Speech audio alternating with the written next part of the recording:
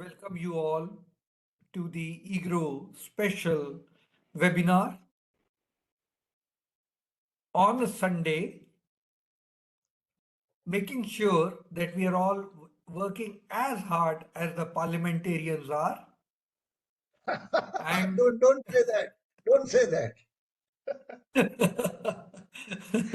I actually thought the budget should be presented on the first working day of February. But now that they have thought it is fixed on February 1 means February 1, okay, Yes. that's fine. It can come on a Saturday or a Sunday and we will all be part of it. Fine. Yes. So, welcome you to this special session. I have just glanced through the budget myself, as much as each one of you must have done in the last 3.5 hours. I found it very interesting. I found the budget speech majestic in the sense that it was not a chartered accountant statement. This tax, that tax, this tax, that tax, not that sort of. It's not a balance of payments. It's not a balance sheet. It's not a profit and loss account statement. For that, there is the accountant general is there and they can look at all those CAG is there. So I thought the budget speech was laying out the vision. Is the first budget in our step ladder for 2047. 22 budgets will have to come and then we'll achieve our 2047. So this is the first budget in that ladder. Given that it is the first budget, the budget has laid out the contours. They want to focus on Viksit Bharat. Viksit Bharat can't be attained without ensuring employment. To ensure employment, you need to skill the people. To ensure skilling, what type of skilling? You need educational institutions, townships have been set up. I was really thrilled with the idea of All India Institute of Ayurvedic Sciences, promoting our own cultural heritage. Buddhist tourism circuit in Northeast, I thought that was very good. South India, to that extent, I thought got a very good package in terms of Bombay, Pune, Hyderabad, Bangalore, Hyderabad, Chennai, that fast train. There's another train from Delhi, Varanasi, Siliguri. They're also thinking in terms of hospitality institutions. For MSMEs, they have quite a large number of thoughts. For industry per se, for cashew, for almonds and coconut, they have special announcements. So I thought, given the union government has conceived this idea of Viksit Bharat, they are sort of crowding in the states also. The states have to join the bandwagon to become Viksit. And to that extent, sprinkling of some policies here, some there, so that there is a crowding in and the whole country is moving forward in that journey of Viksit Bharat. This is my opinion about the budget, but each of us have gone through in the last 3.5 years, 3.5 hours, looking forward to the analysis from each one of you. Union budget this time is not only an annual exercise. This time it is a 22-year exercise. We are on the first step of the 22 steps of the ladder towards 2047.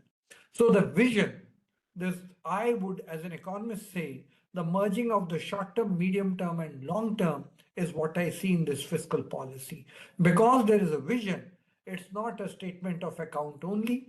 And that is why I was very happy when the taxes were not discussed at length.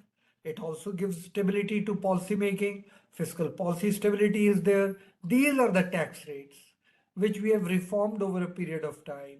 Be it the GST, be it the direct taxes, these are the tax rates, and with this we need to continue. The government can do so much and not more.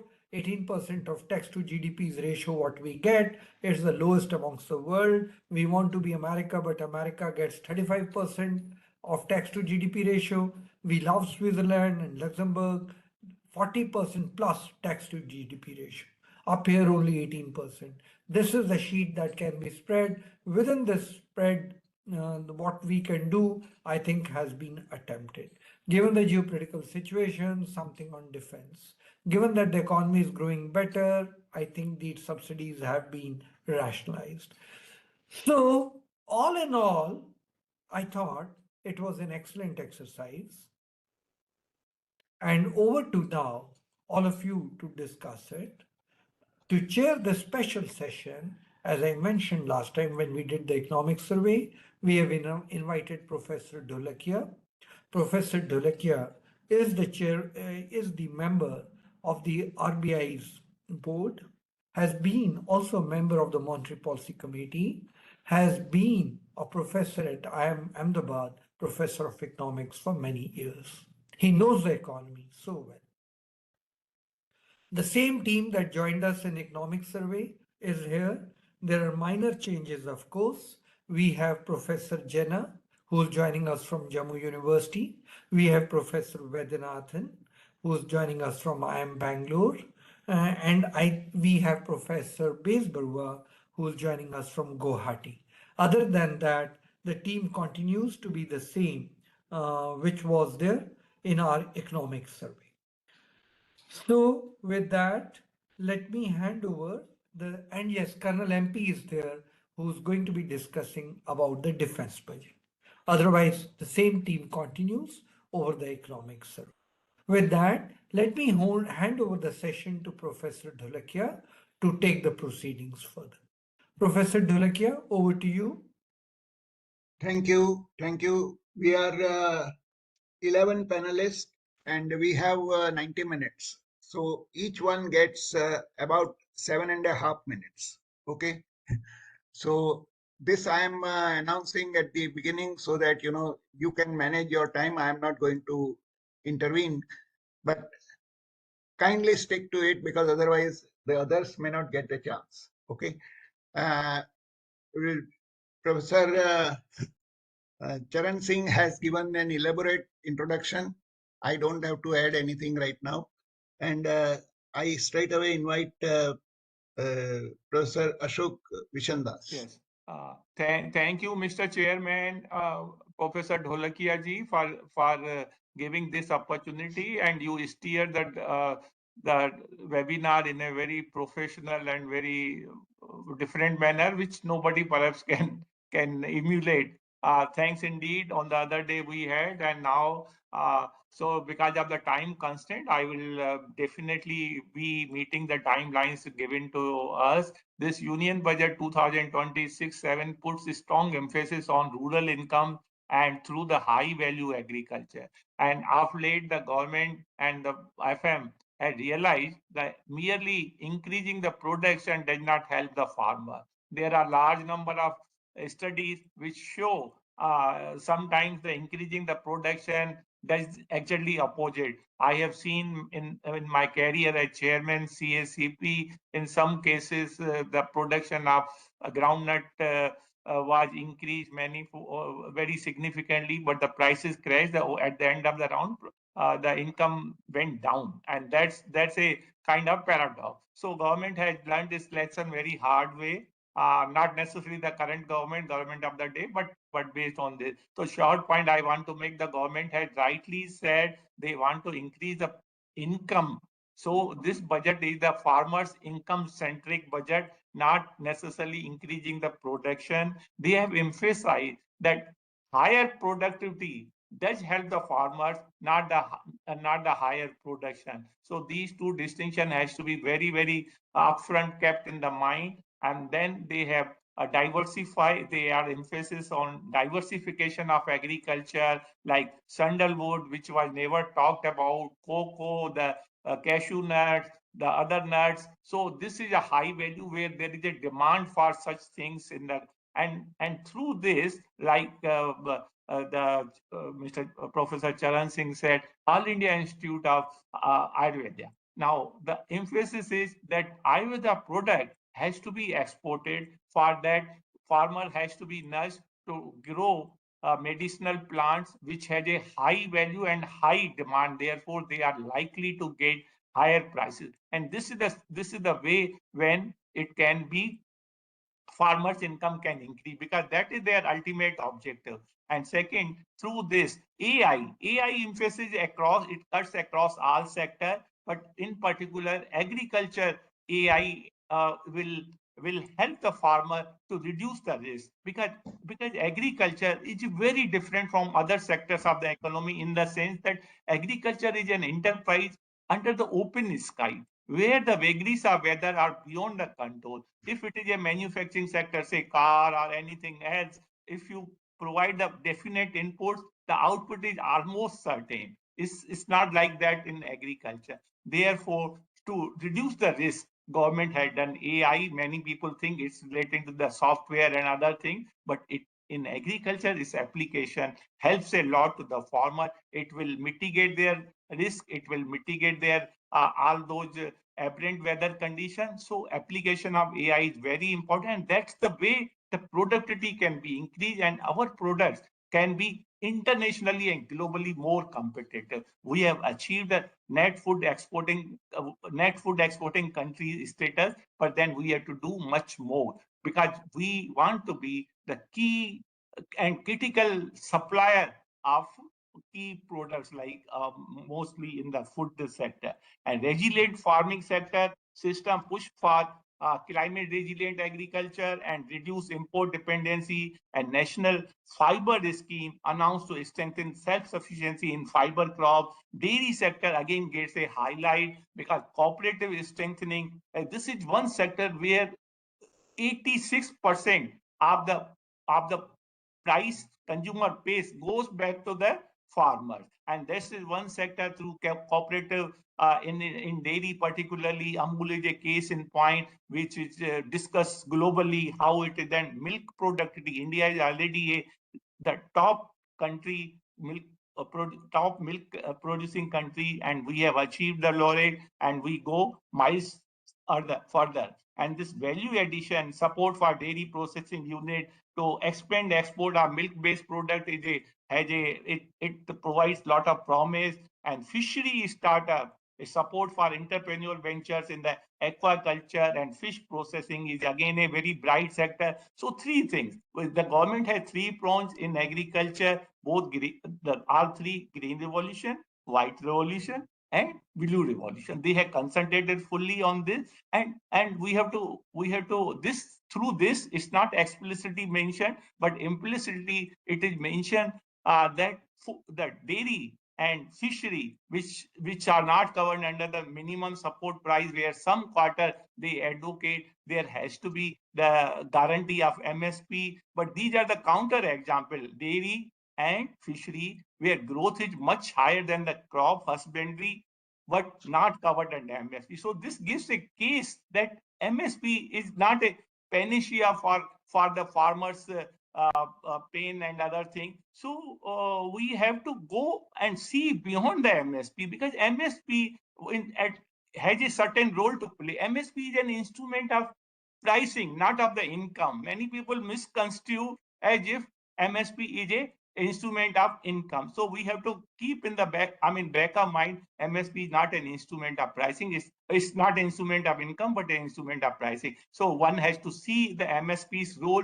in a very limited and that manner. And government, though for some reason have not explicitly brought out this, but my interpretation of the budget is government is silently saying MSP is not a panacea for farmers, and so it has to augment the income through other means, because income can be augmented by the instrument which supports the income, not through other instrument of this. So with this, and they have increased the budget, which is in the public domain. So climate vulnerability is given a emphasis, market access, because what farmer produce is no less precious than the gold. So gold is gold when it is sold. What can be sold? So farmer produce a very precious thing. We have to provide two things: getting the prices right, getting the market side. So the government through this budget has given ample opportunity, and the infrastructure, the AI, and all that's enabling that requires farmers' income to be augmented. And to me, on agriculture side, this is a far-reaching, and I'm sure it will be very, very impactful so far income of farmer is concerned. So for the paucity of time, I stop. Thank you very much, Mr. Chairman. Thank you very much, and I appreciate your sticking to the time.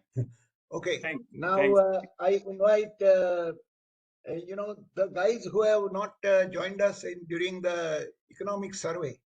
May I start with Professor Vaidyanathan? You are on mute. Thank you, Dholakia Sahab. Very nice to have you as a chief to guide the ship as a respected senior member. Thank you, Charan Singh, for this opportunity. Thank you. Quickly, I want to make one is Shanmugam Shetty in his first budget on 1947 mentioned, we are at crossroads. I hope we are still at crossroads only, not yet crossed it after 70 years.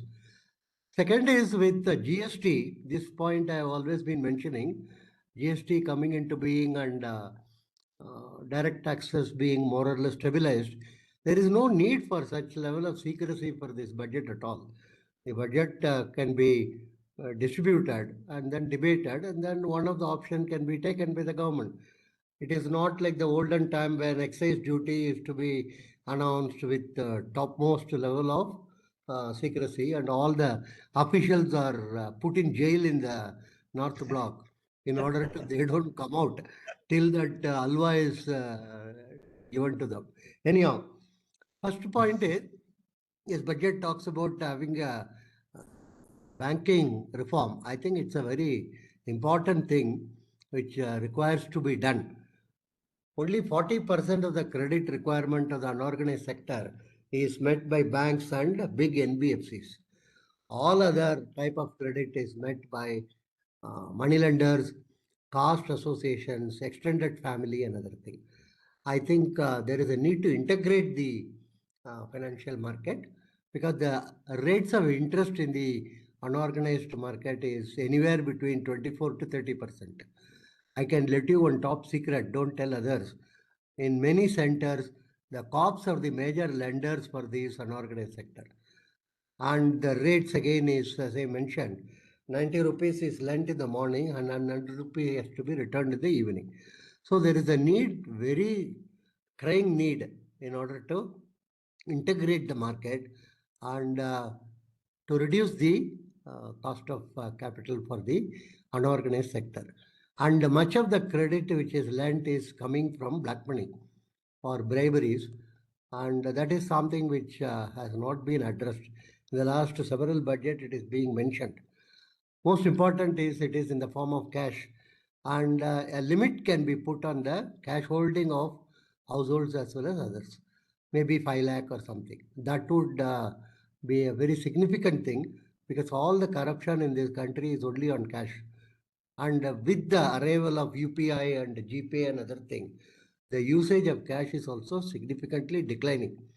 So that is something which the next major reform which is touted is the ease of having the foreign education, and substantial amount of reduction has been made, and everybody is applauding.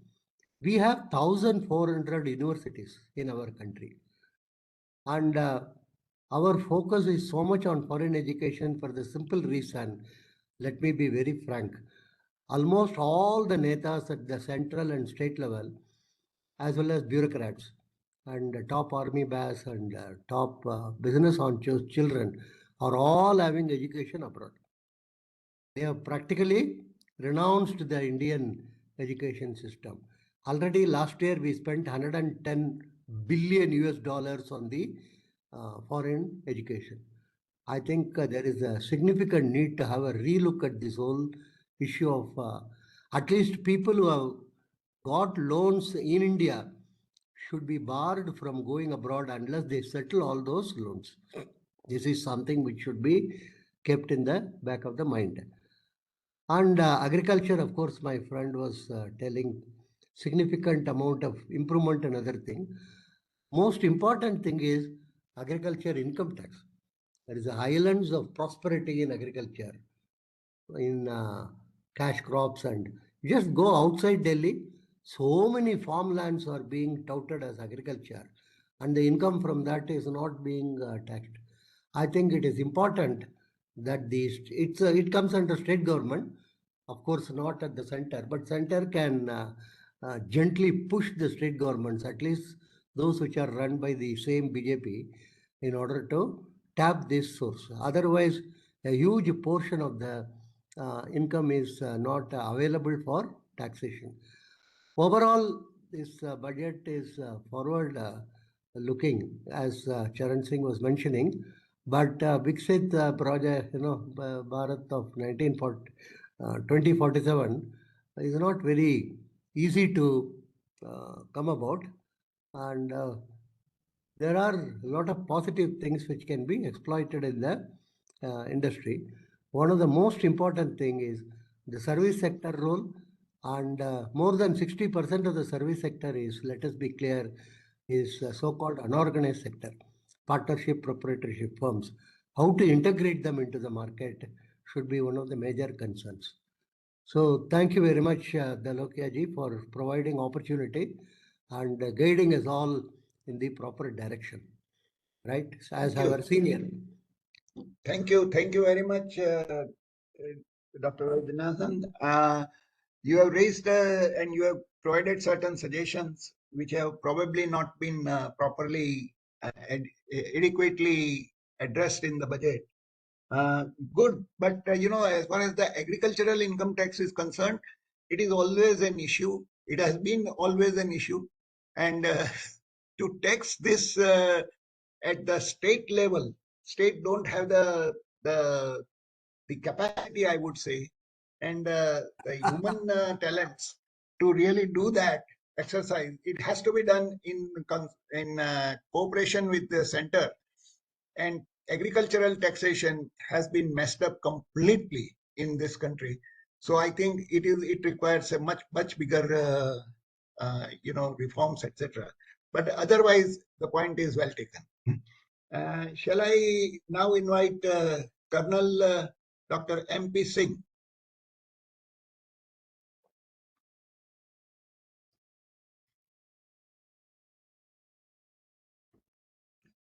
Colonel Dr. MP Singh is there?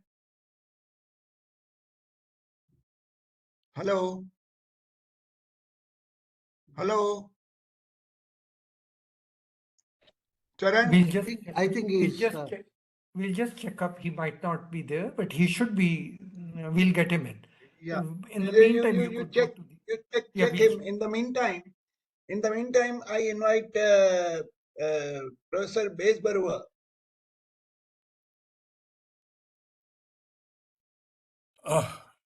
Good afternoon, everybody. I hope you can hear my voice. Yes, Chairman? yes. Okay. Yes. So I have been given the task of talking about the Northeast region in the budget. So I'll stick to that. I'll stick to the time frame also. But before I talk about Northeast in this present budget, I have to spend a minute or two in giving the background. Why a special mention for the Northeast region is typically made in the budgets these days. Actually, this was not so before the 1990s. In the first 50 years of, not exactly 50 years, first few decades after independence, this region had a lot of problems arising from partition, geographical isolation, and all that. But its problems were not greatly appreciated, did not receive adequate attention from the central government. But when this, in 1990s, this Shukla Commission, I forgot the full name, went into the problem of the Northeast, and it had come up with the finding that this region actually has a lot of deficit in infrastructure, particularly connectivity infrastructure and what we call basic services. So it requires special attention. So it was fully justified. It's not a kind of a dole or something. So after that, measures were taken. Successive prime ministers announced special packages. And one more thing which was done is that 10% of allocation of all the central government ministries were kept for the Northeast region, and that is much above its population size of 4% and much above its area share of 8%. So that was kind of an affirmative action, you can say, for the Northeast region. And if this entire amount cannot be spent, of course, that will be kept in a non-lapsable pool of resources, from which actually later on the donor ministry had emerged. So now the special programs for the Northeast are generally looked after by the donor ministry. So this is the typical background. And I must say that this arrangement has led to considerable improvement in the connectivity and other conditions in the Northeast. And in the last 25 years or so, this region has, has caught up in a great way with the national averages, particularly in case of income and productivity. So this is the background. Now, if we look at what is there for this Northeast region in this budget, I would like to first of all point out that obviously as a part of various central government initiative, Northeast will also get its own share. Particularly, I think capital expenditure is, although it has not been increased by 30% like previous years, but it is still been increased, and I think this will go, a part of it will go to the connectivity improvement, which is, as I mentioned, has been taking place in the Northeast, but then it's still an unfinished agenda. So that will be very welcome. Then agriculture, one of my former speakers mentioned agriculture. There are also, horticulture and those kind of things, the hill areas of the Northeast, and fishery, particularly emphasis on fishery, the plain areas of Northeast can actually benefit. Now coming to special programs which are generally implemented through the donor ministry. All right. I'd like to point out here is that the allocation for donor ministry total expenditure has been increased substantially, because if you look at the government budget this time, the increase is about 7 to 8% total expenditure of the government, but for donor ministry it is about 15% from last year's budget estimate, not a revised estimate. So that is much, higher than proportionate increase. But one has to mention that just merely increasing allocation is not good enough, because if we look at the implementation, so last year, for instance, only 75% of the allocation could be utilized under the donor ministry, whereas if you take the entire central government, it is about 98%. So I think there is a issue which need to be understood. Then if you look at specific programs which have been mentioned in the Northeast have been mentioned, one is that Agar Road, that is basically for what you call Agar Road production. So that there's a mention about that, which will be benefiting from farmers in Assam. Then there's a mental health hospital which has to be further upgraded in Tejpur. That will also be benefiting Assam. Then the tourist corridor which was mentioned for the Buddhist sites, covering several states in the Northeast, could be very, very useful. One thing here I would like to mention is that the government has announced developing number of tracking routes under tourism initiative. I thought none of them have been mentioned in the hills of the Northeast. But Nagaland, for instance, Joko Valley and all are very wonderful sort of trekking tracks. And there are all the hill states actually in the Northeast have wonderful tracks. One or two, if you're included, I would have been happier. So that's one thing. The other thing is that, as I mentioned, a lot of connectivity development has taken place within the Northeast. But, out of the Northeast to the rest of the country, there are a lot of issues now regarding the Siliguri corridor chicken neck, because there are perceived security threat regarding this. So alternative routes which people have been talking about through the Kaladine River project, nothing has been mentioned about it. There are some discussion from defense experts, security experts, that if we cannot expand if we cannot have any alternative routes, maybe we can have, subsoil, underground kind of connectivity by strengthening the chicken neck itself. So those things I thought could have been useful, but then they have not been mentioned. So I'm bringing it to discussion. Maybe sometimes it can reach the ears of the policymakers. So I'll not go on and on. I think this is what. So basically, for the Northeast, the budget is not bad, but a lot has been proposed. Lot will be, I hope, will be done. But then there were a few more things they could have done. Thank you very much. Thank you, Professor Bezbaruah. Now, shall I invite Dr. Indu Varshne? Instead of Indu Vashne, we have Professor Jena. Indu Vashne can't come, so we have Professor Okay. Jena. Yeah. So I invite Professor Jena now.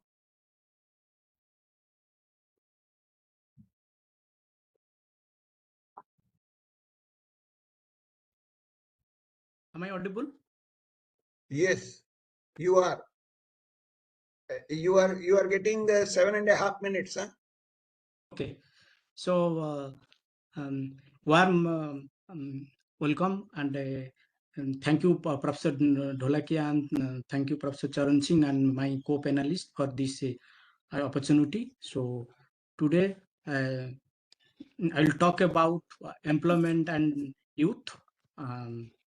Just 1 minute. It's not moving. Okay, so the Union Budget 2026-27 from my angle, so it is considered as like a long-term budget where like lot of step has taken to how to balance the country and how in long term we are going to get the stability in amidst of like economic fragile and geopolitical tension. So the union budget emphasis is given on job creation, youth employment, skilling and labor intensive growth in line with India's demography advantage. So for skill development and education, 5 university township is to set up along with industrial and logistic corridor to integrate higher education, skill development, industrial collaboration. This aims to improve employment of youth and align education with market needs. So if we'll talk of, if we'll see the like share of the Minister of Education's, the total allocation in 2025-26 was 1.29 lakhs crore, but this time it is increased to 1.39 lakhs crore, which is 8.3 enhancement in last year. So if we'll just break it, school and education literacy, it was 78,672. This year it is 83,562. Higher education was 50,078. This year 55,727, and total it was 128,650 in 2025-26. This time it is 139,290. So these are the example. Already my previous speaker they have spoken. So Indian Institute of Creative Design is going to come at Mumbai. STEAM education, science, technology, and engineering, medical ecosystem is going to adopt in Indian education system. National Institute of Medical Health at Northeast. 3 more All India Institute of Ayurveda is going to establish. And coming to the youth employment, expansion of PM internship scheme as per policy discussions, wider age eligibility, higher stipend, greater industry participations, and the budget allocations was like in this year is 10,831 crores and target 1.8 billion internship in this year, and the stipend has 5,000 for like top 5 companies, and long-term target is 1 crore youth over 5 years. So this is the poverty reduction target, like in rupees crores for Mahatma Gandhi Rural Employment Guarantee Act, which has been now renamed as VBG Ramji, and Prime Minister Awas Yojana is 80 crores, 205 crores of food subsidy, Prime Minister Garib Kalyan 60 crores, 65 crore direct benefit transfer. In case of poverty reduction, so urban and rural housing sub income scheme and nutrition and food security has given emphasis. In case of rural support, like you have like Prime Minister PMGSY, PMAY Gramin, and also National Rural Livelihood Mission also given emphasis.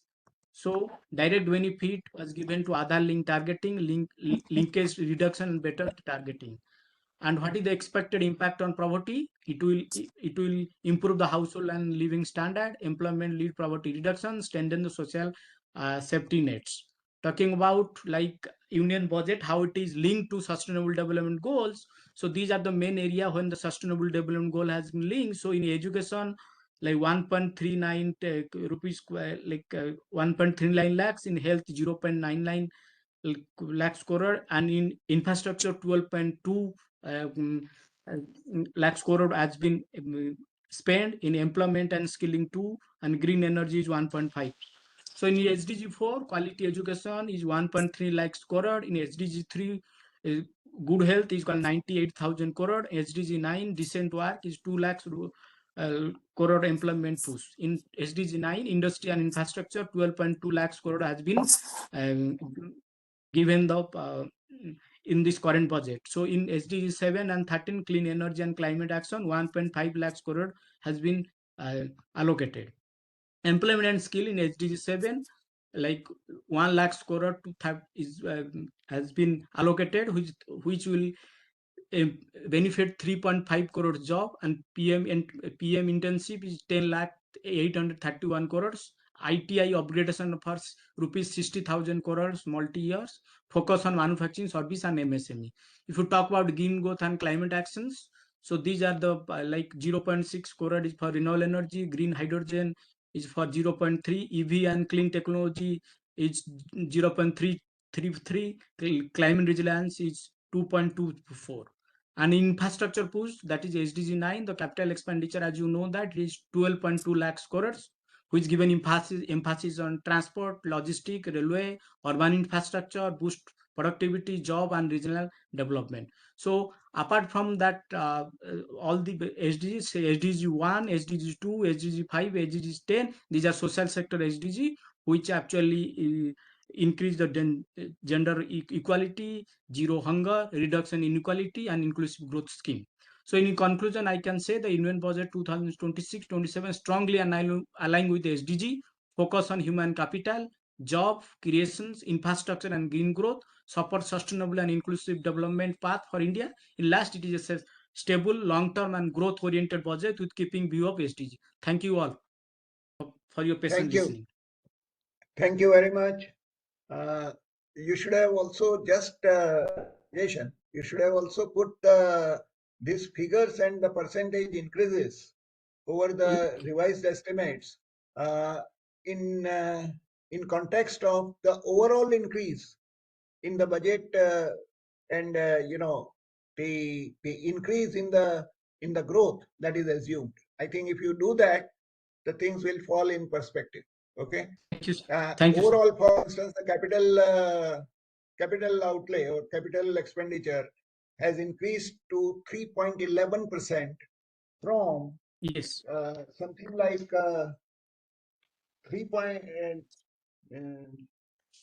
It was 11.21 last time. It is 12.1 this time.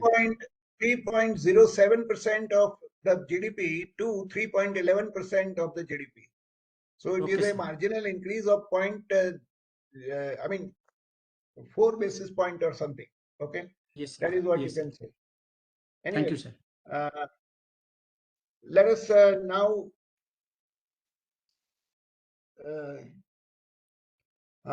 now go over to Professor Narendra Bishnoi. Thank you, Chair. And thank you, Professor Charan Singh, for inviting me on this prestigious platform. So I have been given the area of growth, and I think every action and every step in the budget is supposed to be directed in the, to accelerate the growth.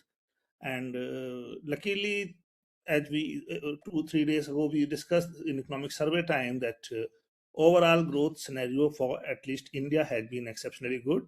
So this budget, I think, is very good in the sense that it has slightly tried to push it upward and has done nothing of the type that growth is disturbed or things like that. So things are going in the very right direction. And in this budget, in fact, personally, I have been feeling certain things, and I'm so happy to see that those things have been taken care of in this budget. So I would like to go to those things first. For example, this budget talks of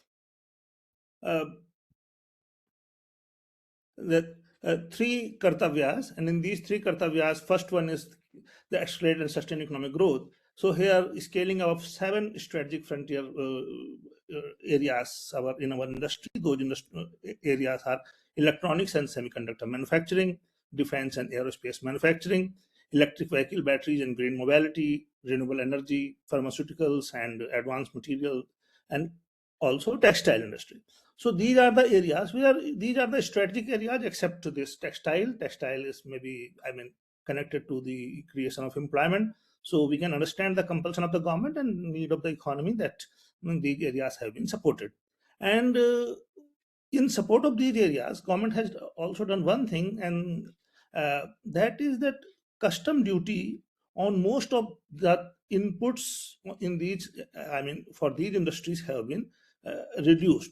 So it's a very good thing that during 18 to 21, 22, there was a trend that custom duties were going up. Now we are seeing that trend has reversed, and government has been trying to integrate the economy with the global value chain and reduce the custom duty. And so that is a good thing. I think it will make our industry competitive and also create a strategic depth in the industry. Now, second is that government has declared that rejuvenating the legacy industrial sectors. In fact, in these legacy sectors, I have been advocating this thing in the sense that I am from a small town that is around 200 kilometers from Delhi. It's a Hisar. So whether it's UP or any other state or even in Haryana, most of the small towns, district headquarters or so, have been having a lot of MSMEs. And somehow it happened so that over the last 30-40 years, those SMEs could not keep pace with the economic developments, particularly after this liberalization in 1991. So they have been stagnating, either declining or stagnating. So this time, the government has declared that these clusters, SMEs, would be modernized, rejuvenated, technology improvement, technology upgradation, and cluster development programs. So the thing is, if government succeed in this, let us see to what extent government succeed in this endeavor. But if government succeed, it will create a lot of employment, because most of the things are in employment intensive activities, and they are also located near the home. So the youth get the employment near their home. So this way, that will create, a lot of good things. So this rush to migration towards few metropolitan town can be stopped if this scheme succeed. And in this scheme, one more thing that's very good, at least on paper, and let us see how things are implemented, and that is champion MSMEs.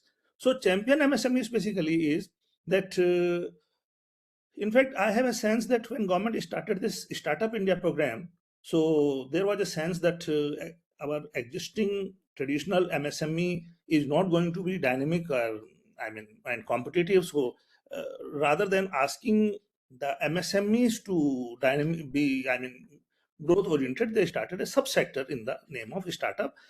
In startup, basically the presumption was that the startups are starting with a small scale and would ultimately grow big. But that logic was not applied to the traditional MSMEs. Luckily, in this budget, for the first time, government is talking that existing MSMEs, many units amongst those existing MSMEs have a lot of potential to grow upside, and those industries units are to be identified and supported through different manners. It can be funds of funds, or it can be venture capital supported, where so a lot of things can happen. So let us see how things go out. But yes, this is a very good step in the direction. Then, as Professor Bezbaruah has also mentioned, and that capital push is there, and infrastructure linkage, whether it is rail corridors or other connectivity. So this way, again, infrastructure-led growth, we have been having this strategy for long. So again, a push has been given to that strategy. So we hope that this will also create some positive externality for the overall economic growth. So then this developing city economic regions, that is something really, I mean, very unique and wonderful, because the tech industries, the tech sector need universities to flourish. Similarly, when we plan to develop a new area, economic, I mean, backward area, so it is not, in fact, we say that it is not the investment climate, rather it should be the pupil climate.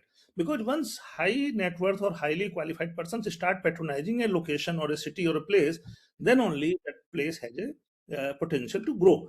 So this time, the government is, I mean, trying. The universities are a very, I mean, standard method strategy to attract high net worth, highly qualified persons. So universities are also placed in that, and the universities can create positive externality through its knowledge spillover effects, technology benefits, industry benefits, and the thing we keep on saying that I think in the beginning, Professor Vaidyanathan was saying that most of the Indians are not patronizing our domestic educational system. So here the universities would come in contact with the industry, and that type of ecosystem will be created, and it will also give a push to the economy.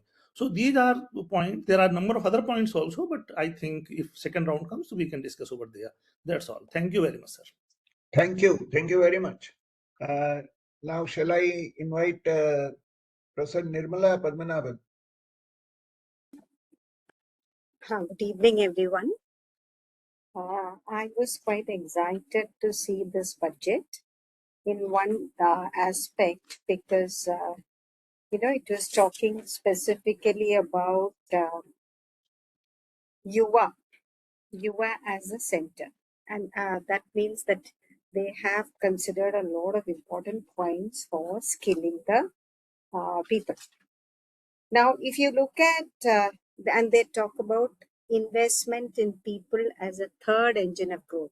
Agriculture is cited as a first engine of growth, MSMEs as a second, and investment in people is considered as a third engine for growth. And since for so many years, since we have been having jobless growth, the emphasis on job and employment was really like comfort to the eye. And what I really liked about it was the setting up of a high profile committee to transfer, to convert education to employment and enterprise. Coming from a higher education sector, I know how difficult the higher education is, where we have been so much into rote memory that we are not actually skilling our children, our students, our youth for employment and enterprise. So I hope that some concrete action will come out of this, which will certainly enhance the employment of our youth and help us capitalize on our, demographic dividend. And there are also mentions of Center of Excellence for Skilling, because our skilling program still now, I would say, is half successful, but not fully. So we really need very innovative interventions in this area, and Center of Excellence in AI for Education. Again, the university township, I hope that we can come out with international level institutions. Now, regarding employment, two other things which really excited me was the skilling of 1.5 lakh of allied health professionals. Because coming from Kerala, I know we are already facing an aging economy, and whole of India also slowly will lead to that. So, and we are all having lifestyle diseases, everything. So the demand for care professionals are going to be high in India as well as the rest of the world also. Because Kerala being an exporter, I would say, of people trained in this, the skilling of 1.5 allied health professionals will certainly help to create some employment. Similarly, they developed this project for, upskilling 10,000 guides, because we have seen in many of the tourist places, the information that the guides provide are not exactly reliable, or so that upskilling also will certainly be very, very interesting. Now, with these points, I would like to come to specifically the second topic that I was wanting to speak about. That is the gender response, the women, what the budget holds for women actually. Now, from 2005 onwards, the Indian budget has been having a separate gender responsive budget statement, which looks at what amount of the resources out of the total budget actually, target women or benefit women. And from 4.5% of the total budgetary resources in 2005, now we have progressed to this time, I think around 5.03 lakh crores have been set apart for the gender responsive budget, and which amounts to around 9.3% of the total budgetary resources, which is quite good. Now, this total resources are split into three parts: Part A, Part B, and Part C. Part A is where the about 90% of the schemes. That Part A includes those schemes where more than 90% of the resources are set apart. Part B includes 30 to 90%, and Part C is less than. Now, the bulk of this gender budget statement is Part B. That is about 6% was coming from Part B. But what slightly made me slightly uneasy was, are we projecting too much? Because while last 2 years, 23, 24, 24, 25, if we take the utilization in the gender responsive budget was more than the allotment. But last 1 year, if you look at the utilization for the if you look at the revised estimates, the utilization of the gender responsive budget is only 88% of the total allocation. And what upset me slightly more is underutilization is key sectors like, Mission Shakti, which is for protecting women. Then underutilization also in PMAY and those kind of things. So if we are planning for Viksit Bharat, where we want 70% of the women to come into the employment or the production sector, I always feel we not only need to give credit and this, but we also need to have the supply factors where women need to have creche facilities, protection, safe transport, safe accommodation. So all those kind of things, I really don't know if enough, because I had a quick look at the gender responsive budget statement. I did not find enough allocation in that. So those things, I think maybe some other schemes are there, but that allocation also is needed, because just giving credit to women alone will not transform them into employment. And second, if you totally analyze the gender responsive budget statement, if you look at it, about 65% of 65% of the allocation is for housing, then food, PM's Gramin Kalyan, providing food, pension, and health. Now, if you look at education also, then it covers 75% of the total allocation of the gender responsive budget. Only the rest, 20 to 25%, really addresses or looks at the employment of women. And out of that, a major chunk is the NREG, and now it is the Viksit Bharat GRAMG. So, if you really look at women in MSMEs or other sectors, it is quite less, very, very limited. If you look at the component of resources addressing women in MSMEs. Now, I was very excited to see another thing which excited me was the corporate mitras, because I have seen many of these. I've been actually seeing interacting with women MSMEs. Most of them really don't know any of the compliances. They have a lot of issues. You might have GEM registration, but they don't know how to register in GEM. You will have TREDS, but they don't know. They don't even know how to register in Udyam or MSME. They needs hand-holding. And since women have time constraints, you really used to feel that they need a better support system to sustain in this MSME sectors. That is where this corporate mitras are very, very innovative, where you are encouraging professional institutions to set up corporate mitras, which will help MSMEs with compliance in Tier 1 and Tier 2. I would be, but one aspect I thought was it is only dealing with compliance, whereas MSMEs also face issues of quality control, branding, costing, everything. So I think expanding, maybe that is visualized. I don't know. I hope that the corporate Mitras scope also includes all such comprehensive handholding. And second, I was very quite excited at the concept of or the Mitras in the role to help self-help groups in rural areas for marketing. Because as I was telling, women enterprises always have this issue of marketing, branding, quality control. Now the Sheep Mitra will, that She-Mart, okay, or the self-help group enterprises, as I understand, is an online marketing platform that will help in marketing.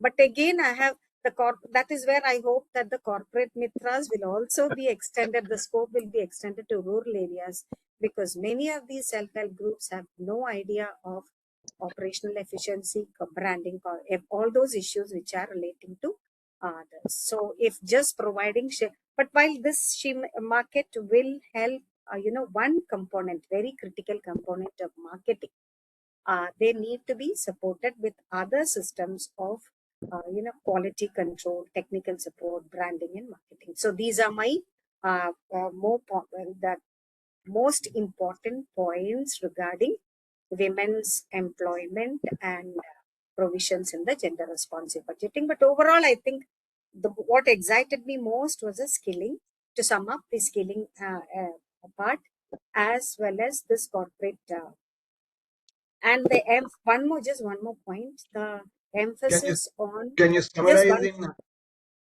one half point, a minute? sir. Yeah. Just one point, sir. I think the emphasis for textiles, footwear, toys, etc., which are generally, have a lot of women employment, also will. Thank you so much. Thank you. Thank you. Shall I now invite Sri Dilip Chenoy? Thank you. We have, Thank you, Professor. we have, Thank you. yeah, we have so far heard only the people from academics. We would like to hear you now. Yes. Yes, thank you. So again, I've been given the task to talk about AI and industry. And unlike the economic survey, which had chapter on AI, the budget has only one paragraph on AI and little more things on IT, which I will talk about later. But first about manufacturing, and I think the finance minister in her opening statement itself talked about the three kartavyas, and one of the kartavyas was really accelerating and sustaining economic growth by enhancing productivity and competitiveness. In the context of global dynamics. She actually talked about 7 strategic sectors and frontier sectors for scaling up manufacturing, rejuvenating legacy industrial sectors, which has been talked about, and champion MSMEs, which has been talked about, but also looking at improving infrastructure.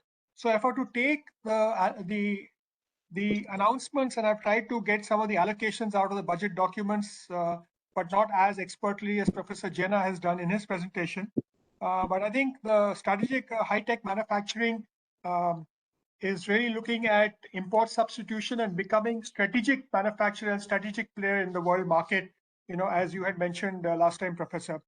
We are looking at becoming a global leader for biologicals and biosimilars, and is an allocation of 10,000 crores for over 5 years.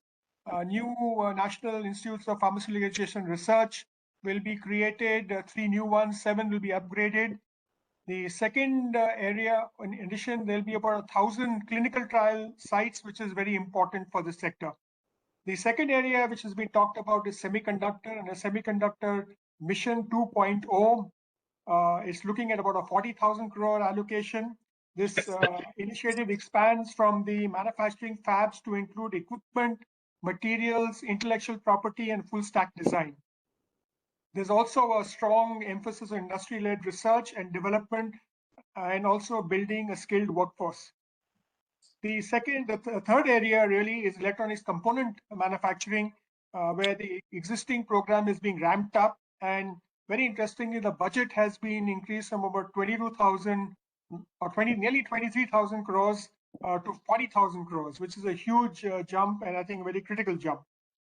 The fourth area is on rare earths and critical minerals. It's introducing the rare earth permanent magnet manufacturing scheme and developing rare earth corridors and integrating them with industrial corridors and defense corridors, around 34,300 crores over a 7-year period. And of course, the target states include Odisha, Kerala, Andhra Pradesh, Tamil Nadu, covering everything from mining, manufacturing to R&D. So it's about it's a very interesting area. The next area is really chemicals. They're launching 3 new chemical parks under a challenge mode. In fact, if I were to say one very interesting innovation or in this budget is the challenge mode system. It's actually been mentioned in 7 different parts. And the first one is the chemicals parks, around 600 crores. The goal here is to lessen our reliance on exports. Very interestingly, the strategy on capital goods was very welcome. Many years, the capital goods sector has been pushing for this, but they'll set up high-tech tool rooms. And one interesting aspect is we have so much infrastructure and construction being developed here that we were very heavily dependent on foreign machinery. In fact, the lack of foreign machinery was impeding our growth. And here we are looking at creating a globally competitive high-end equipment, construction and infrastructure equipment development capability in India. She talked about from lifts and firefighting equipment to tunnel boring machines. Looking at our exports and the shortage of containers has always impacted in us. We are looking at a container manufacturing program which has been allocated about 10,000 crores over 5 years. Again, the third leg of the pillar was the labor-intensive and traditional manufacturing areas. Textiles, it's an integrated program across 5 key areas, 1,500 crores being allocated in this sector, to aiming for fiber self-reliance and modernizing clusters, integrating handlooms and handicrafts while promoting sustainable textiles, which is Tex Eco, and of course the Samarth 2.0, which is going to focus on skilling. The second area of challenge, which was also here, was the mega textile parks, which are in challenge mode. And of course, the Mahatma Gandhi Swaraj, Gram Swaraj initiative will support Khadi, one district, one product, and branding efforts. The 2 other sectors really selected for focus in this budget were again labor-intensive sectors. The first one was sports goods manufacturing, which will emphasize on R&D, materials and design. Was unable to find any allocation, but I'm sure it is under some ministry. The other thing was on toys. We want to become a global hub for toys, looking at cluster development, high technical toy manufacturing, MSME support, and skill development. The revitalization of clusters has already been talked about, so I won't repeat that. I'll just quickly now shift to the IT sector and the AI sector. AI sector, she just re-emphasized the programs on the AI mission, the quantum computing mission, and she left it at that. If you look at the meaty sum, there's incremental enhancement of expenditure. So perhaps that is what we are seeing there. But I think the most significant move in this budget was really creating a long-term tax framework. And we are worried about FDI and foreign direct investment, was to attract global giants to this sector. A tax holiday till 2047 has announced for foreign companies providing cloud services globally, provided they use data center facilities located in India. And of course, to qualify for this, companies must serve Indian customers through an Indian reseller entity. The IT industry always has a challenge with the safe harbor rules. The budget has announced a safe harbor overall, unifying software, IT-enabled services, KPO, contract R&D. They're under one category called information technology services category. It simplifies things, and a fixed margin of 15.5% has been set to reduce tax disputes. And of course, the eligibility limit has been raised from 300 crores to 2,000 crores, allowing mid to large IT firms to benefit from a simpler tax compliance. They have also looked at, incentivizing non-residents. Taxation is only residents and non-residents. Non-residents is not necessarily non-resident Indians. It's non-residents. From income tax for 5 years, providing capital goods or equipment to manufacturers in bonded zones, including the different sectors that we've talked about. And to attract foreign experts into India, they have exemption for global non-India sourced income of non-resident experts staying in India for up to 5 years under notified schemes. Of course, the budget also notified several technology-focused missions to integrate AI into core sectors and boost the orange economy. The Bharat Vistar was a new multilingual AI tool, which actually was mentioned in the economics survey, that we look at use of tools rather than developing our own models. And the Bharat Vistar is a new multilingual tool designed to integrate the AgriStack portal into with the ICAR agricultural practices. It provides customized advisory support to farmers to improve productivity and risk management. And the Indian semiconductor mission that I talked about earlier is been for the focus of about 40,000 crores. The ABGC audiovisual gaming content creator labs across 1,500 secondary schools and 500 colleges is another interesting thing. And of course, as it was mentioned earlier, this high-powered committee on AI, a standing committee on education to employment for enterprise. In fact, the indicative terms of reference are also given in the annex to Part A in the speech, which is very unusual at this level of detail. And like I mentioned earlier, the electronic component manufacturing scheme. So that's a quick roundup of the manufacturing and technology / AI announcements in the budget. But I think there will be a lot being announced later this month when we have the Global AI Summit going up. So I think they've kept some dry powder to unveil or to use then. So thank you very much, Professor Charan Singh and Professor Dholakia, for this opportunity. Thank you. Thank you. Thank you. It was a very, very comprehensive thing. In fact, you have also raised a very interesting issue that while we are encouraging in this budget, we are talking more about the application of AI rather than, generating the knowledge per se, that is, innovating in AI itself. I think it's a very relevant matter, but to my mind, the first thing is to really create demand. That means that if the AI application gets reasonably spread across all the sectors, relevant sectors, then probably the demand will force some kind of innovations and some kind of the proper research and technology in this field. But this is a very, very relevant thing. I think AI is being used for productivity enhancement to a considerable extent. I think we are becoming modern in that sense of the term. I think that was the whole purpose. But anyway, thank you very much for your summarization of the things. Very well done. Thank you. Shall I now invite Rajeshwari? Yes, sir. Good evening, everyone. Before I start, I would like to thank EGROW Foundation for giving me this opportunity. And good evening, Dholakia, sir. And good evening to all my 7.5 minutes. Yes, sir. 7.5 minutes. Yeah. Yes, sir. I would be completing before that, because my task is to focus on fiscal trends, deficit and debt.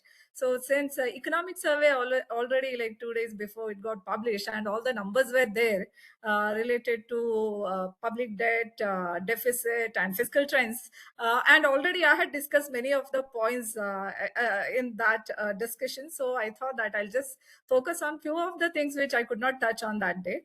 When we are looking at the budget 2026 attempts fiscal consolidation without cutting growth. That is what I felt after listening to the budget speech. And also overall, when I'm looking at the budget is focusing more on long-term growth than the short-term. That is what, because it's investment-led and infrastructure-led budget. That is what I could say it from the budget speech. So coming back to fiscal trends, debt and deficit, so we had some signal from the economic survey itself, because economic survey itself said that the government want to focus on fiscal discipline, and fiscal discipline is the important priority of the government. So it was already discussed in the economic survey. So I was expecting the budget in the same line. So what is new in the fiscal story? If we look at the new in the fiscal story is consolidation is driven by revenue buoyancy, but not cutting or not through expenditure cutting. That is what I felt through the budget speech. So basically, which means that fiscal math is supported by strong growth, because we are talking about GDP growth, where we are expecting that GDP would be growing at the rate of 6.8 to 7.4%. So basically, like when you are looking at the fiscal consolidation, it is more driven by the revenue buoyancy, not through the expenditure cutting. Then very important point to notice is that we are talking about very high capital expenditure alongside narrowing deficit. So basically, which also means that the country is willing to, or the country is ready to grow out of the deficit, and therefore the focus area is basically infrastructure, logistics, defense, education, and green energy. But the success of this depending on the crowding in private investment, because if at all it attracts private investment, I think then whatever the fiscal discipline which we are talking about, I think it would be easier for government to sticking to that fiscal discipline, what has been mentioned. And then the other side, the other point is the lower deficit, which matters a lot at this point of time, because lesser government borrowing, which also means lesser crowding of private credits. It also helps central bank to keep inflation expectations anchored, and also lower deficit improves today's liquidity conditions. So falling ratio of debt to GDP ratio, because debt to GDP ratio basically from 56% to 51%, which we are talking about, plus or minus 1% here and there. That is what has been mentioned in the budget. So falling debt to GDP ratio basically means that economy is growing, outgrowing its debt burden, and it also implies that lower future interest burden. So in that way, we cannot also forget about the GST momentum, because we are talking about revenue buoyancy. So GST momentum and direct tax growth are enabling the fiscal consolidation. But I also see some of the risks. So what are these risks related to, especially state government deficits? So basically, state government deficits looks like a weaker link in India's fiscal story, because if you look at the data, it shows that many of the states committed expenditure, which is rising. High salaries, pension burdens, then rising subsidies, that is subsidies as percentage of GSDP is also rising for many of the states.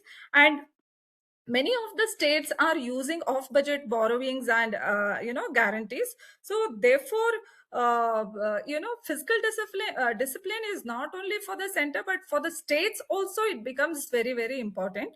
And what I felt is today 16th Finance Commission report is also available in the public domain, so which was mentioned in budget speech. So there are some interesting points when you look at the 16th Finance Commission report. So basically, throughout last year, it was the debate of equity versus efficiency. Well-doing states, always had a concern that, they are not rewarded according to the contribution what they are making and all those things. So in that way, when I'm looking at, like, broadly, when I looked at the 16th Finance Commission report, so most of the budget points comes from the 16 or linked to the 16th Finance Commission recommendations. So basically, I felt that in 16th Finance Commission report, the equity versus efficiency debate has been addressed, which was concerned of many of the states, because till last Finance Commission there was very less focus on efficiency indicators, but this time I could see one additional indicator there in the methodology, which says how much the states are contributing to GSTP, where I can see 10% of weightage to that, which has been taken as efficiency indicator.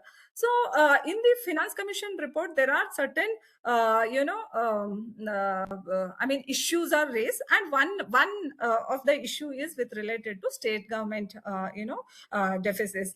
And then what is the other risk which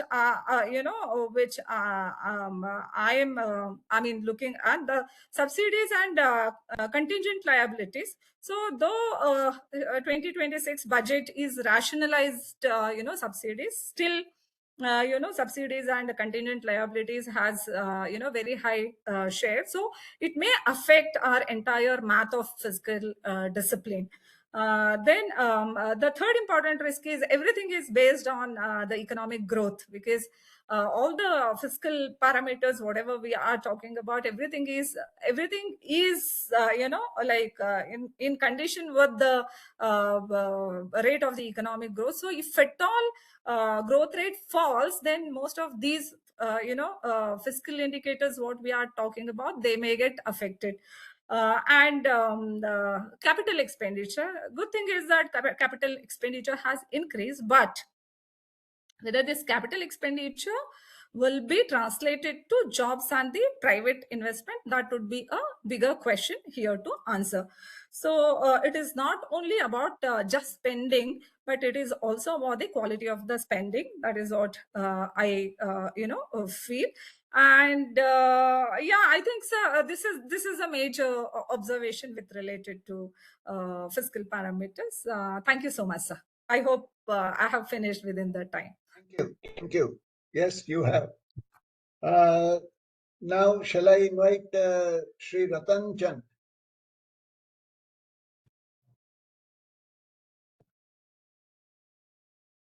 Sri Rattan Chand. So, yeah, thank you, Chairman. So I will be speaking on health portion. So in the beginning, let me say that all the schemes which are continuing, which are already in vogue, they will continue. Like National Health Mission, Ayush Mission, or National Health Programs, or Prime Minister Jan Arogya Yojana, all these will continue. So I will be talking about the points that have been raised in the union budget. One of the schemes that has been proposed is relates to biopharma.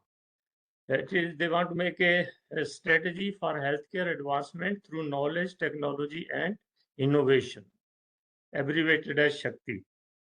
So under this scheme, the idea is to enhance affordability and self-reliance by reducing import dependence.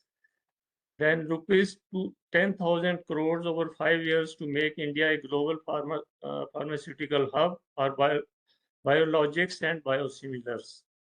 So these relate to somewhat to the generic drugs. And end-to-end ecosystems under this, which will include research and development, clinical trials, manufacturing, regulatory approvals, etc. Then establish three new National Institute of Pharmaceutical Education and Research, and upgrade the 7 existing institutions. So under this, 1,000 accredited clinical trial sites will be identified and established. And then Central Drugs and Standard Control Organization will be strengthened for faster global aligned approvals. So, and the second thing is to create a allied health and caregiver workforce. Under this, proposal is to upgrade existing allied health institutions and establish new allied health professional institution. The idea, they will train professionals in 10 disciplines, including optometry, radiology, anesthesia, operation theater, applied psychology, and behavioral health. Around 1 lakh new allied health professionals over the next 5 years will be created. Then there is also a proposal to develop geriatric and allied care ecosystem. And under this, around 1.5 lakh multi-skilled caregivers will be trained they will be related to wellness, yoga, medical, and medical assisted equipments.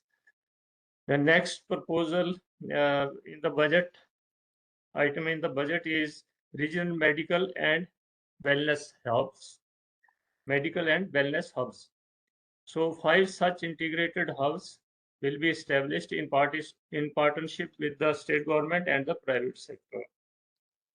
Each hub will combine hospitals, diagnostics, rehabilitation, education, research, and Ayush services.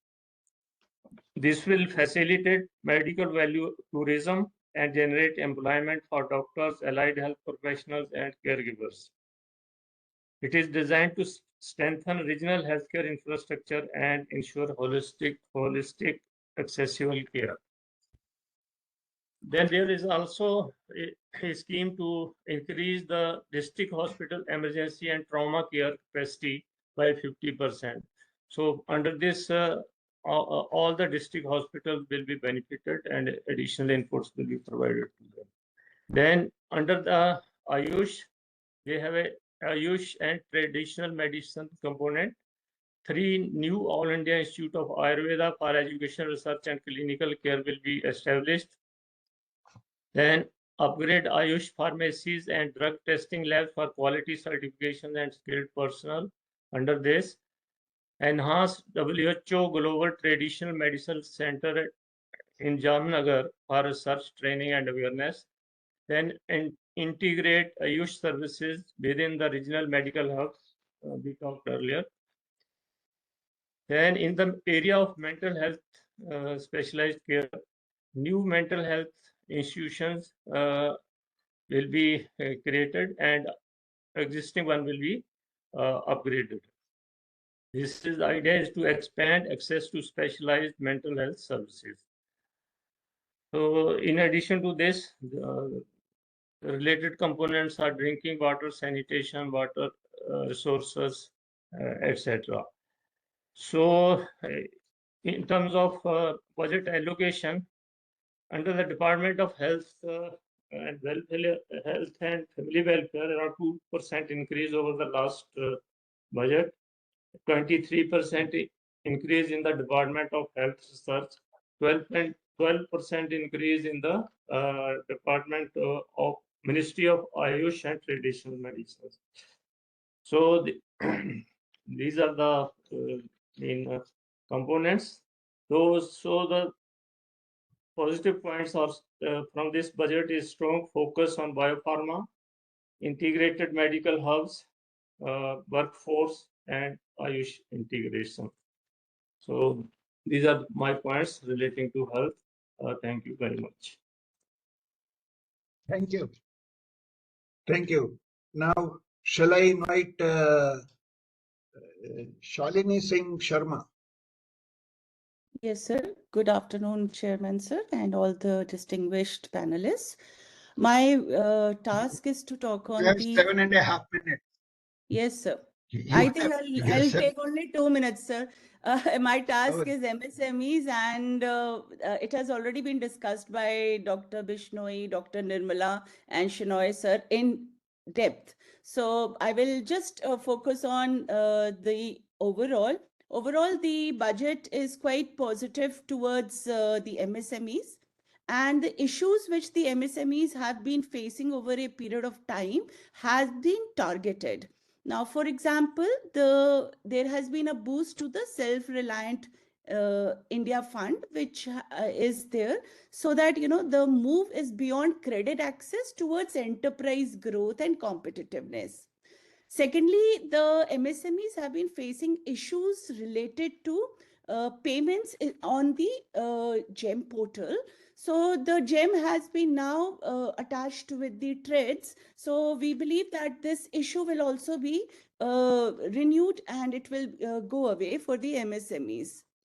Thirdly, the MSMEs have been facing a lot of issues. Most of the MSMEs we came across during our research, we found that they are facing a lot of issues, whereas it is related to getting themselves registered on the Udyam portal and other formalities. Now, for that, we are seeing that we already have corporate mitras which have been created. A huge workforce will be created to help the MSMEs to register, and not only register but also for critical soft infrastructure gap which was there has been addressed very appropriately, especially in the tier 2 and the tier 3. Then there are certain, of course, indirect ecosystem support which has been given. We also saw that the MSMEs are facing a lot of issues as far as skilled manpower is concerned. And this budget has given a lot of emphasis to manpower skilling. And this issue should also be handled very well by the budget. And the last, then the MSMEs were also facing issues concerning containers, concerning cold storages, concerning roads, railways, ports. These all issues under infrastructure have been targeted in the budget. So the issues will come down, and AVGC has been given a lot of boost. So I believe this sunrise sector AVGC has also given, so this will also go further. So overall, sir, I'm not discussing what my colleagues have already discussed. Overall, the budget is very positive towards MSMEs, and we expect a lot of growth to take place in the MSMEs, and a lot of issues which are being faced by them are already being taken care of. Thank you. Thank you. Do we have Colonel MP Singh joining? Here. Thank you very much. Please. I had given you, I had invited you earlier, but you were not around. Okay. Can we have your presentation or your inputs? Thank you, Chairman, for giving me this opportunity. So I'll be basically focusing on the defense allocations. So, the finance minister has been once again silent in the budget speech on the defense allocation. But when we saw the figures, the defense has got an all-time high of 7.85 lakh crores in the Union Budget 26-27. which is whooping 15% higher than the budgetary estimates of 25-26. So on the outset, giving you overview of this allocation, 2.19 lakh crores was allocated under the capital head, which was a quantum leap of around 24% in the capital acquisition budget. And about out of this 1.39 lakh crores, that is 75% allocated for domestic industry, including the private players. So that was a good move in this budget, which has been continuing for about last 4 or 5 years, and this time also it has got the similar allocations. Then other aspects in terms of, what I'd like, just before I come to this budget, I would also like to suggest, that when we analyze this defense budget for last 6-7 years, I've been doing this the moment I retired from the defense service. It is not the numbers but the requirements, because the budgets exist to serve the capability and not the other way around. Today India faces a unique security environment. Our army must maintain prepared for a two-front challenge, managing active borders and internal security simultaneously. Our Navy is responsible for safeguarding the Indian Ocean region, sea lanes of communication, and the growing maritime competition. Air Force must ensure air dominance, rapid response, strategic reach across far distances. So these requirements are expanding, they're not shrinking. We are all aware about the world scenario which is there, and hence, in the global context, the comparison with the important geopolitical players, with the superpowers, is of course instructive. United States is spending about 3.4% of the GDP, almost $900 billion, and it is going to touch 1 trillion very soon, maintaining global power projections across the continents. China and India, which had the same defense budget allocations in 1989, today, though it is at 1.8% of its GDP, but in absolute terms, it is 3 times our defense spendings.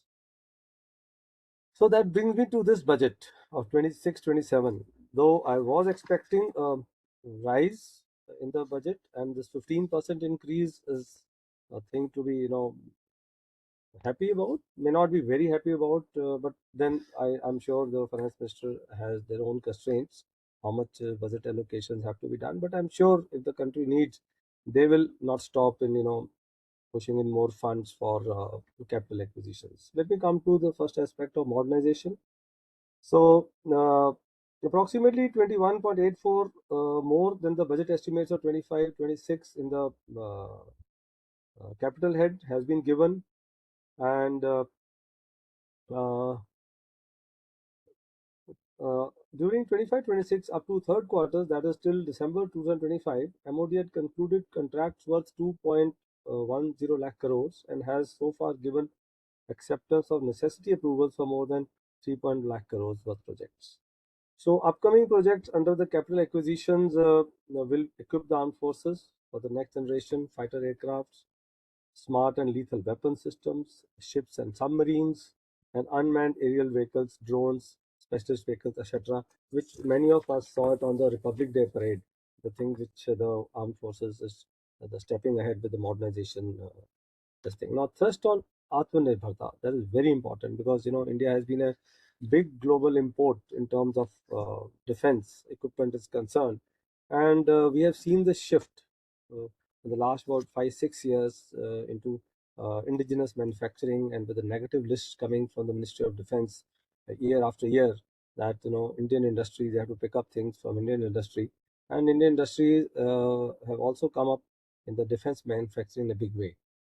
So with this, about 75% of the capital acquisitions budget for procurement through domestic industry is going to really give a fillip to our Atmanirbhar Bharat, and this is about 17.24% higher than the allocation of 2025-26, which was at 1.58 crores. Now, in the border development aspects, border development is a continuous process, more and more because our adversaries, especially China, has been continuously upgrading their border infrastructure. So one has to match up. There's no doubt in that. Towards that, the BRO, Border Road Organization, continuously requires lots of fund, and accordingly, this budget allocation for border roads has gone up from 7146 crores to 7394 crores for the financial year, this particular financial year. So this will basically help us strategically, significant projects like tunnels, bridges, airfields in the border areas, and it will also promote regional development in the border areas, along with the last mile connectivity to the borders. Right. So when we make roads and bridges, of course, it's helpful to the whole country as such. Now, another aspect which was highlighted, which is getting highlighted in the allocation, is the healthcare to veterans, which was the issue always looking at. So government has allocated this time approximately 12,000 crores to the contributory health scheme to the Defence Forces veteran, which is a sizable number, and which is a big leap of approximately 45% from the previous allocations. So this will help raise the morale of the veterans. Medical treatment related expenditure, it covers all these things. And then very important aspect which I've been always talking in my analysis of the budget was R&D. And this time the R&D, that is the DRDO, is a major engine of R&D for the defense forces, has got 29,100 crores in 26-27 budget, up from 26,800 crores in previous budget allocations. And out of this, a major chunk, that is around 17,000 crores, they have kept for the capital acquisition, capital expenditure. Defense pension budget is always part of the revenue. It's around 1.71 lakh crores. And basically, these were the important aspects of the budget. All my analysis is that it was expected. The rise in the budget was expected. And maybe when we actually come out of the spendings, we are all aware of the global situation, the geopolitical situation which is prevailing, right? And I think we need to, go in for not only a lot of R&D in the, as far as defense manufacturing is concerned, defense corridors are coming up, but more so because if you want to look at, building our own fighter aircraft, fifth generation, as well as our own submarines and other important weapon systems like guns, it is time now to put ourselves into R&D and public-private partnerships. This will actually help us reduce the import budget on defense and give us Atmanirbhar. Because whenever we import weapon systems, there is always a catch that the manufacturing has been done in a foreign land. Some do come up with the technology transfer mode, but others don't come with that. So all in all, I think the thrust has to now shift to R&D for the next 10 years for us to develop our own indigenous weapon systems like drones, guns, which are the future, as well as incorporate, like government has already sanctioned a lot of funds for AI. Now the time has come to AI to be incorporated in the defense systems and so on. So all in all, it was expected rise, and I'm sure with this the defense forces will get a fillip in their R&D and developing weapons indigenously, as well as be able to safeguard our borders properly. That's it. So thank you very much. Thank you. Now, I think we have all the panelists making the presentations. We can now consider a few. In fact, we have also run out of time. Charan, would you like to have some question answers, or?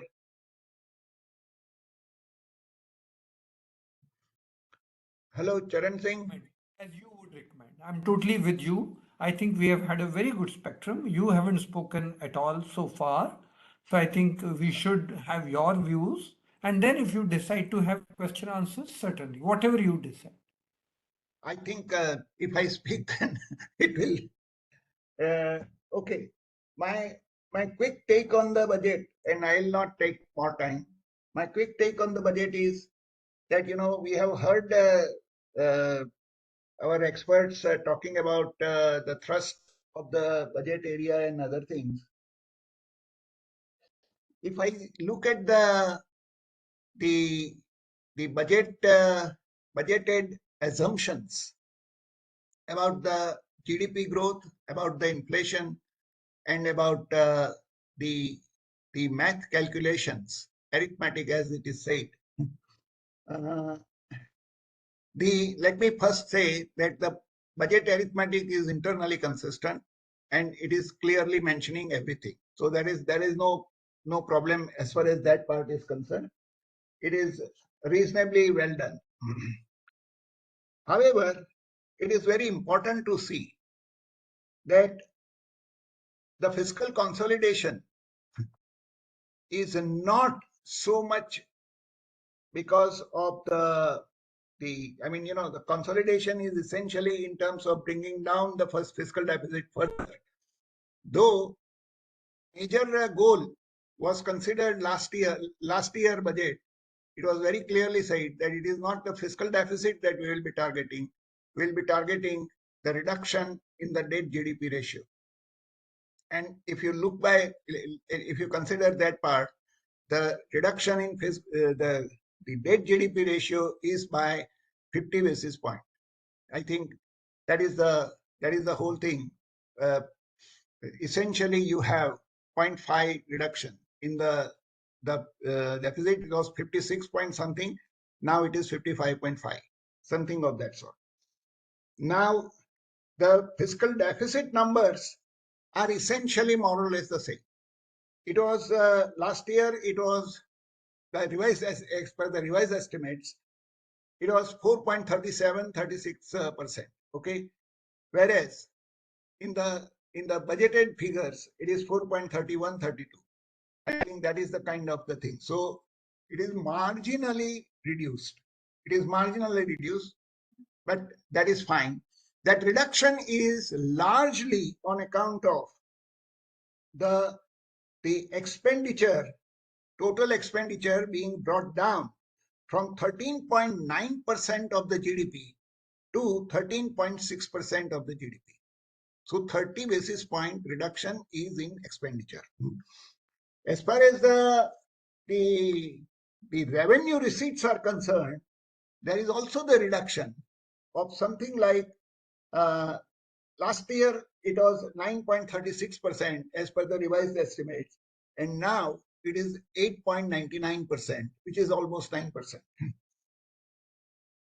But what is significant about the assumptions, where there is an issue about the credibility, is that the privatization last year was, privatization receipt was only 0.09% of GDP, which has now been projected at 0.2% of GDP.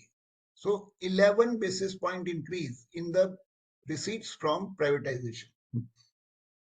Similarly, there is an interest recovery, etc., is also marginally increased.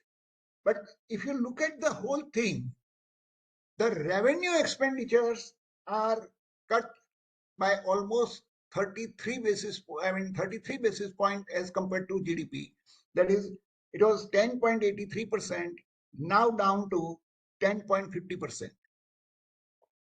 Whereas the capital expenditure has increased only by 4 basis point, which is marginal, 3.07% to 3.11%. So there has been, as Charan Singh was, we were discussing, these are marginal tinkering, but these tinkerings are important because they show a way. It is the revenue expenditures which are being cut, and it is the capital expenditure which are being increased.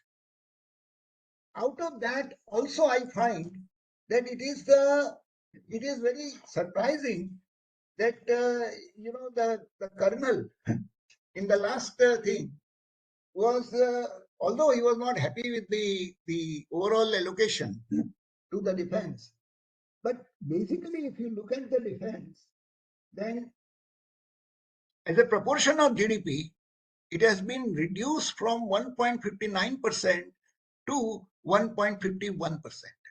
So it is 8 basis point reduction as compared to GDP.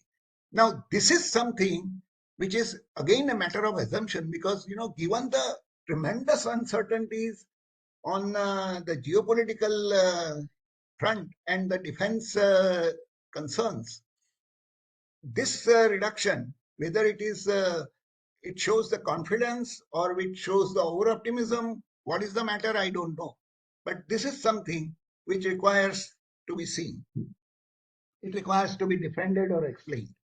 Another thing that is surprising to me in this budget is that they have not considered the impact of the 8th pay commission.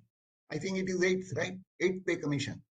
Because the report has already been submitted, and I think it is supposed to be implemented from 1st January 2026. It will take time, but it seems that during the next financial year, that is 26-27, they don't seem to be providing for that at all, because the pension provision is actually reduced from 0.8% of GDP to 0.75% of GDP. I think these are some of the problems which I could see. Otherwise, the budget is reasonable. I mean, it makes sense. It is having the normal assumptions.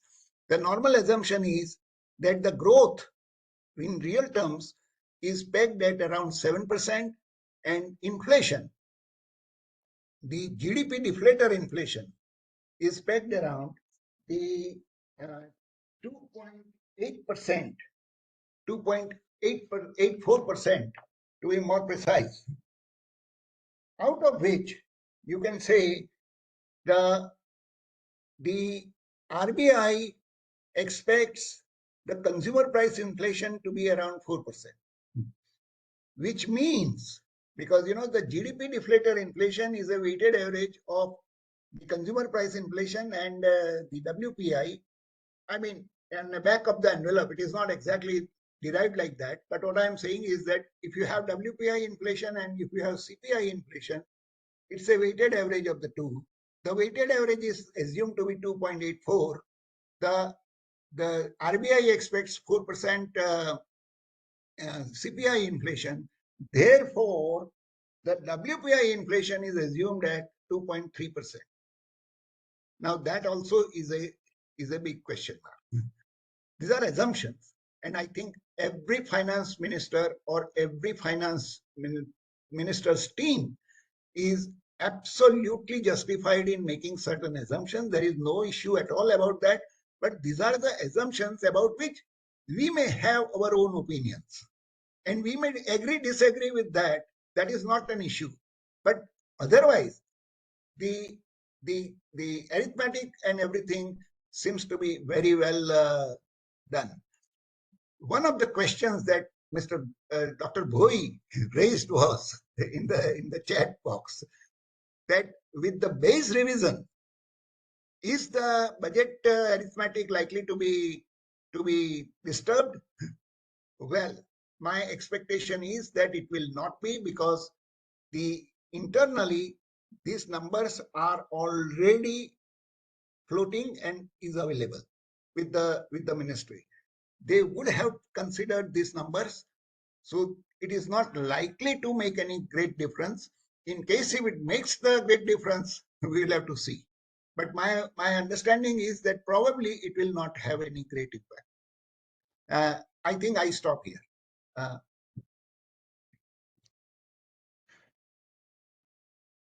Do you have any time left for question answers?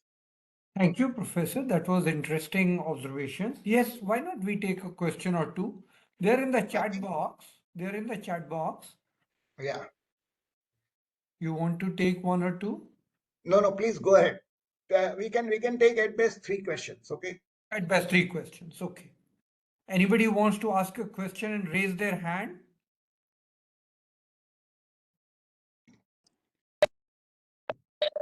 Sir, can I ask it?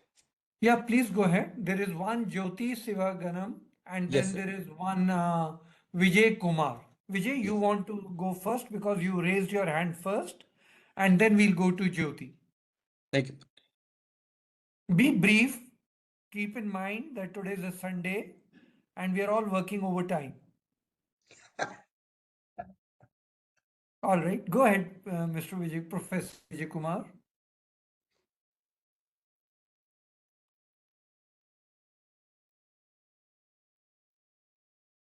Professor Vijay Kumar, please go ahead. You're not, we can't hear you.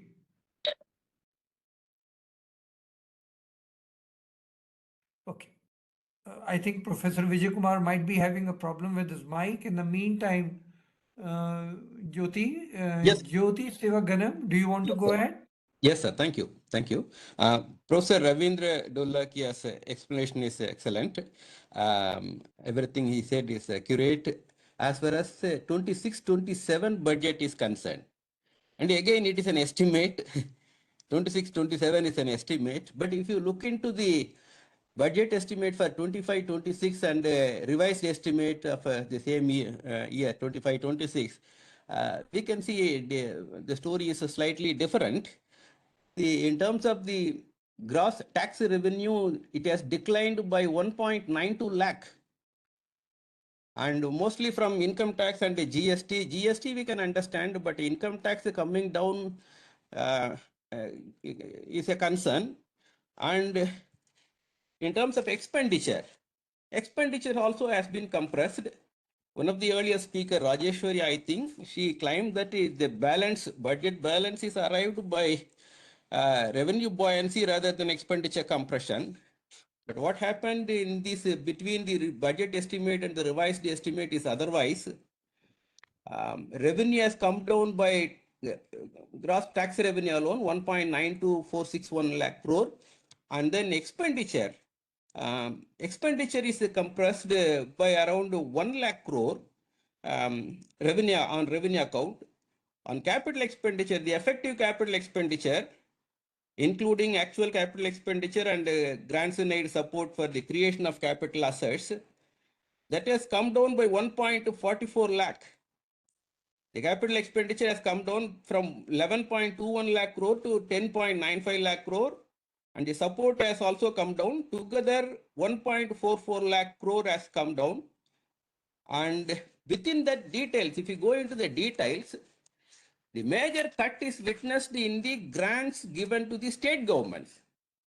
See, in the expenditure revenue account disbursement budget, 2.2 lakh crore has been cut in the grants in aid to the state governments.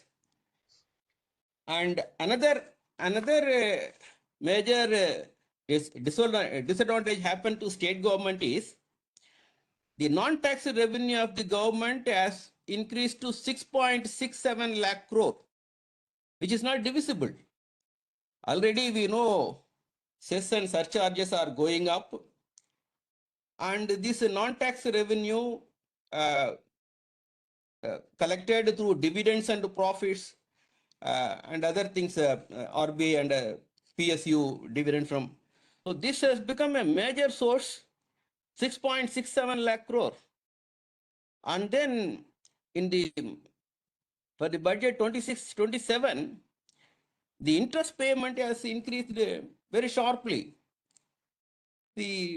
So these are just my observations. Thank you. Okay.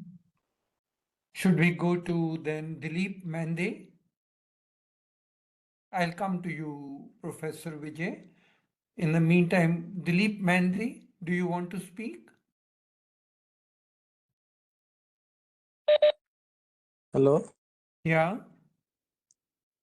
Yes, sir. Yeah, you raised your hand. Do you have a question? No, sir. Okay. Now then we have SC Agarwal.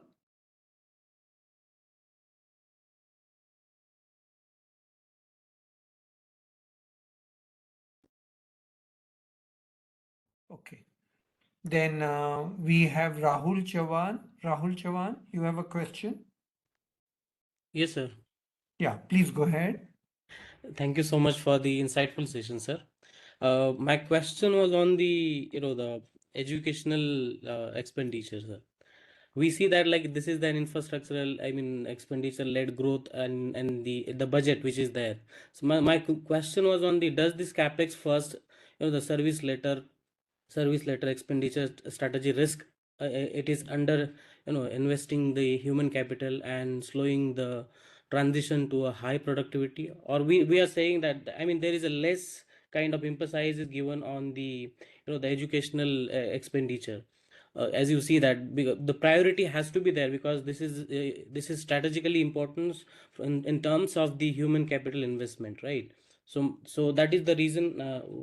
What is that? This is what my question is. Okay. Let me just quickly answer your question. See, budget is only talking about the government expenditures. The budget doesn't talk about the overall total expenditures on education, particularly skill development, which is a higher educational thing rather than the primary and all that.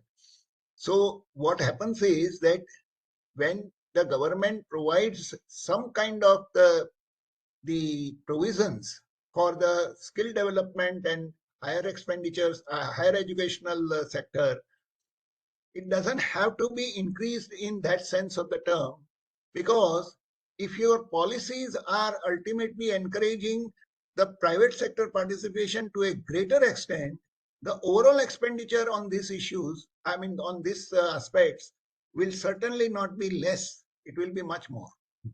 So that doesn't show the impact on the strategy as you are projecting. Thank you, sir. Let's have Professor Bijoykumar. Professor Bijoykumar, you are through now. Yeah, please go ahead.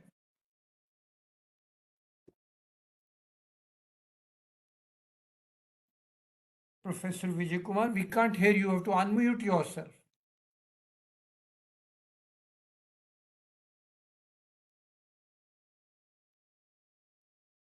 Professor Bijoykumar, unmute yourself, please. No, I think is we can take up another questions if there are any. I think if Bijoykumar wants to put it in the chat box, I can read it from there.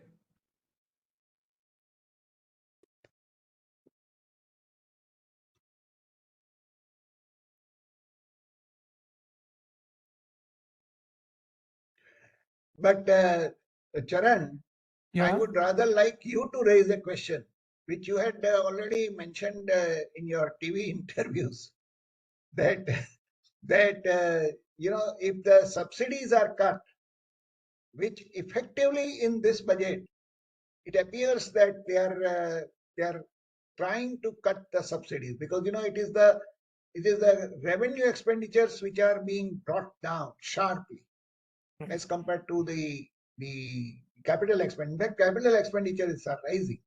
So, the food subsidy, the fertilizer subsidy, the petroleum subsidy, all the three subsidies are actually showing a reduction as compared to the revised estimates. I think it is that something which is very important. If you want to say something or you want to throw some more light on that. Professor, in the TV interview, when they asked me that question, I mentioned that to me was a positive sign. Because if the economy is growing, and of course, the petroleum story is different. The oil prices are down and much down, and therefore, keeping a buffer in subsidies for oil are not really required. So energy requirements, India has met very beautifully from different sources.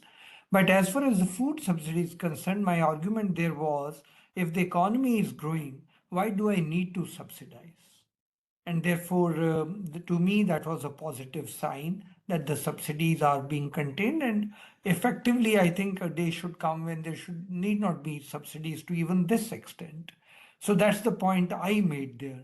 But would you have something addition to mention, or you have some different view on that?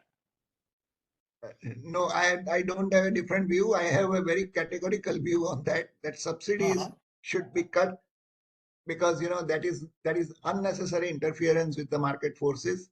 And what is relevant is that when we are actually showing and expecting a very significant increase in the agricultural productivity, I think we need to really ensure that it is not unduly subsidized and we don't face the music on the export front or in the international markets because we are subsidizing. I think that is not a right thing. Exactly. So I'm with you on that. And I think in a Viksit Bharat phase, if we are going to attain that high per capita income and high growth, these subsidies should naturally, gradually, on a glide path, be removed from there should be no scope for it. Each one of us will earn sufficiently for it.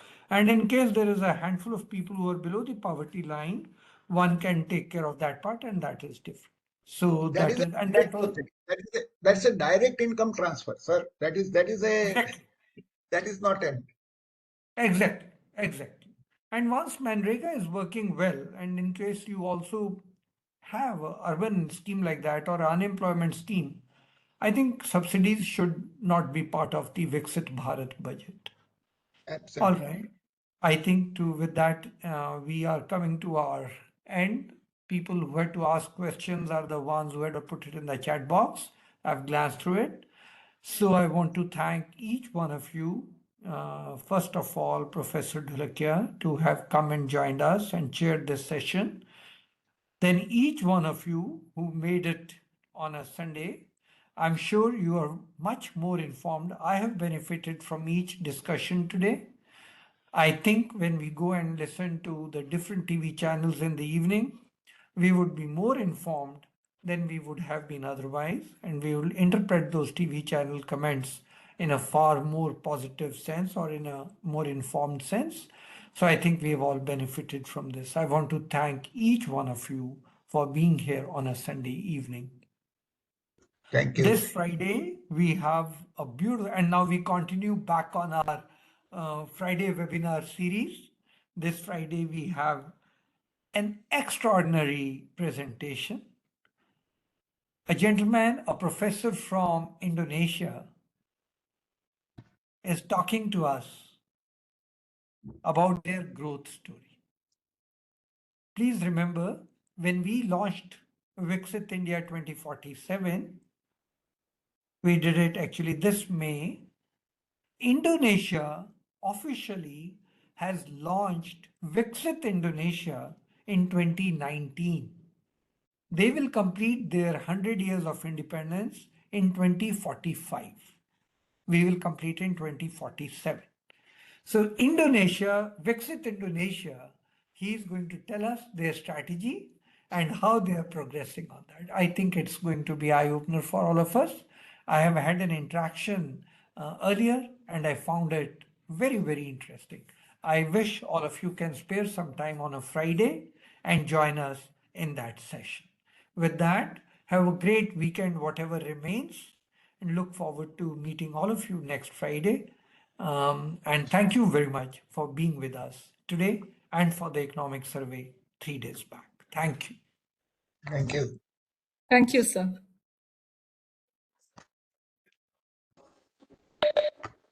Thank you, everyone.